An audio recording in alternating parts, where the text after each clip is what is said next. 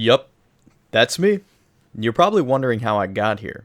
My name is Nikos, and I'm bad at video games. And this is Halo Infinite on Legendary, and it's really hard.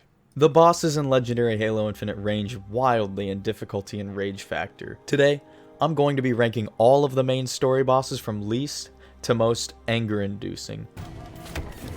You gotta be! No! I'm also going to go over each boss and show you the trick to beating each of them. All of this footage is from my stream over on Twitch, so go ahead and go follow me over there to not miss another Halo live stream. We're going to start off with Tremonius. Tremonius is the first boss you encounter in the campaign, but this does not make him the easiest. He's an A tier. He is fairly anger-inducing. Tremonius uses a bulldog shotgun to one-tap you while you're in close, and he swaps it for a Hydra at longer ranges. On Legendary difficulty, the Hydra becomes extremely lethal. He can 1 or 2 shot you with it, and he also chucks frag grenades at you in case you're hiding around a corner. Frequently throughout the fight, he will also use his jetpack to ground pound you, and he'll attempt to predict your movement and hit you as you try to escape with that ground pound.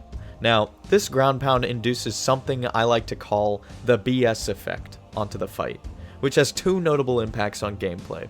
For one thing, your shields are going to be stripped for half of the battle, making you a ripe one-shot target, and the second impact is the rapid diminishment of your patience level and ego. After dying several times though, the trick I found to beating him was to eliminate the jackals immediately before they cause you any headache. Abuse the grapple, and also attempt upwards movement to dodge all of his attacks. Finally, you're also going to want to befriend the Needler. After knocking out Tremonius' shields, several super combines from the Needler are all it takes to bring him down. It also helps if you bring him to the lower sections of the battlefield, which you might not know existed. Chak Lok, also known as Welcome to My Tower Guy. He's a fun challenge.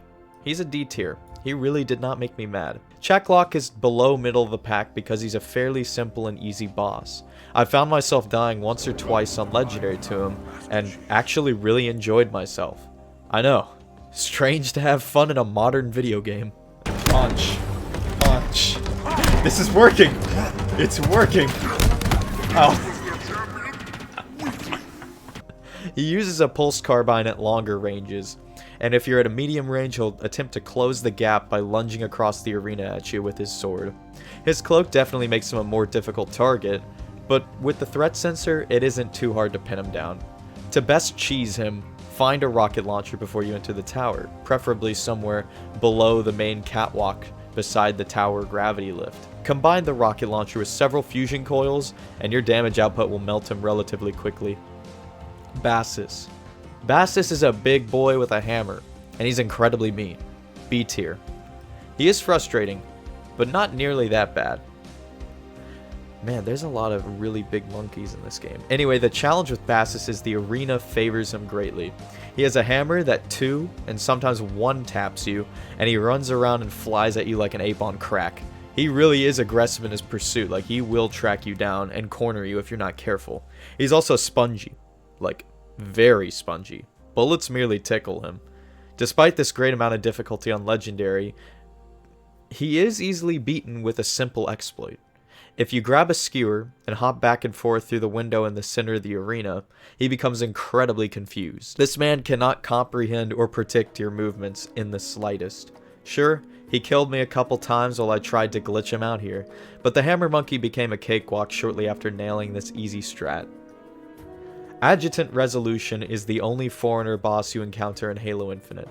He is, by far, the easiest. F tier.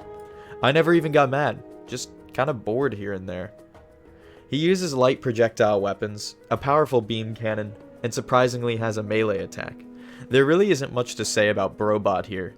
He floats around, you shoot him in the glowy spots, then you shoot him in the eye, and when he enters his final phase, you wait for his beam cannon to overheat and shoot him a bunch. The second fight is slightly more difficult with the addition of sentinels and the moving cover, but the fight is again very easy. F tier. Did not rage. Now on to the Brute Brothers. After destroying the 3 anti-aircraft guns in the Pelican Down mission, you encounter the first 2 Spartan killers, and a whole army of enemies. They are Tovarus and Hyperius, and I'm going to rank them separately, being as, on their own, they are wildly different in difficulty. Tovarus camps on a tower with his shrapnel cannon. If players aren't careful, they can get melted in seconds by his cannon on Legendary. Despite this, he is fairly easy. Easy F tier. While more anger-inducing and frustrating than Adjutant Resolution, one must simply practice strafing from behind cover to dodge most of his fire. Abusing the Hydra and rocket launcher in the wreckage makes quick work of him. Now on to his brother, Hyperius. Hyperius is... No! Of course. I missed that one horribly. Cool. Why don't you... Wow. Seriously tired of this game. I hate S tier. Hyperius is a different story. He uses a blinged out chopper that somehow shreds you faster than his bro's shrapnel cannon. And if this chopper is destroyed or he's dislodged from his vehicle, he uses a laser accurate Ravager that, unlike the ones you use in the game, kills you in very few hits. He also has a jetpack and is very spongy, much like Tovarus. But that's not it, kids. Hyperius has a close bond with his sniper rifle. He harnesses the powers of the MLG gods, and he will one-shot you, especially if he hits you in the head.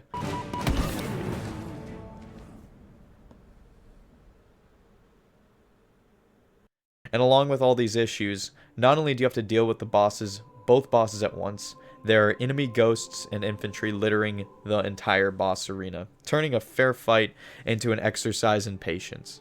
I died more times against Hyperius than any other boss. It was infuriating. I would have rather eaten chalk than fight this guy at the time. It's not even difficult in a skill-based manner that challenges your skill, it's just straight unfair. Between the one-shot kills and the ridiculously large health bar, he is a downright rage-inducing fight. Now on to Jega Rdomnai.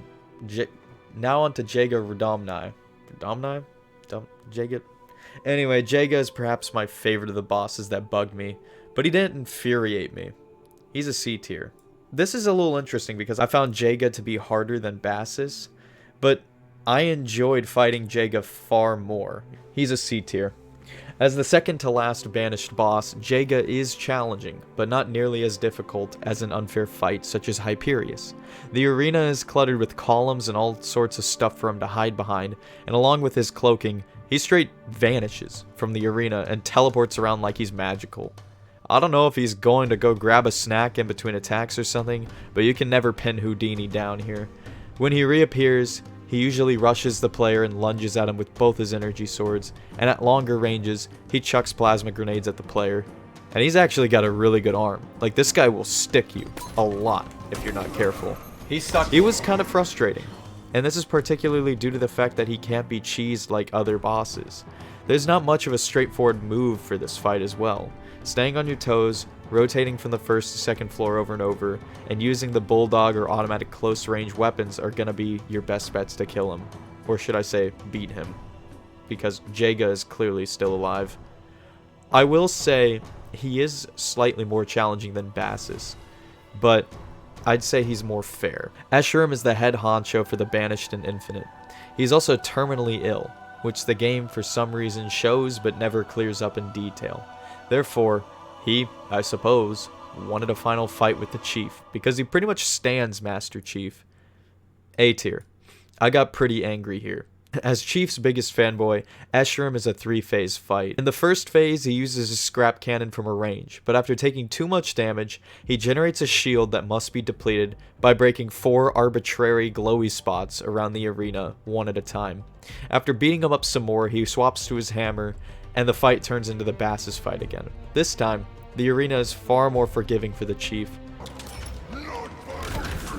He hit me with a box! Although Escharum is very tanky and melts you in very few hits, and can turn you into a pancake with his hammer, he becomes much easier with the use of the rocket launcher that's found in the arena. And more specifically, if you use the Needler. The Needler makes a return as our saving grace here. Using the grapple along with these weapons will ease the fight tremendously, but it's still a very rough one. The Harbinger. Oh boy, the Harbinger. S tier. The Harbinger is rough. Very rough. On paper. Her one-shot lightning attacks and rapid teleportation make it hard to track her down without getting turned into a ham sandwich. This can all be negated with the use of the energy sword grapple combo. If you spam her with the sword and stick to close ranges with her, this boss actually becomes very easy. In fact, the easiest in the game. But the real challenge with the Harbinger, and why it took me an hour to beat her final phase, is all of the banished minions that rush you. You see, most of them are easy, and they come at you from all sides of the arena.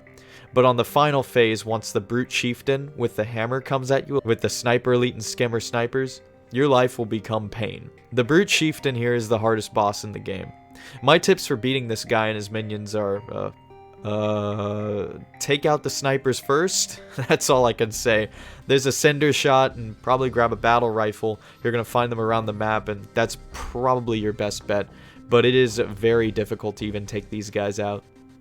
Anyway, after beating your head against a wall while questioning your life choices for nearly an hour straight on the same phase. Why is my grapple not out?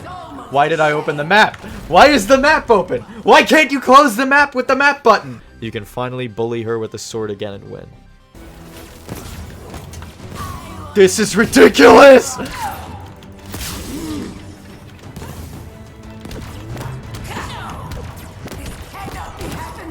I almost killed myself. Punch for the W. And that's the list. Hopefully you enjoyed my pain and suffering. If you haven't yet, do subscribe and go follow me on Twitch. It's where I did my legendary run and where I'll continue to stream for the time being. Thanks for watching, and have a good one. See ya.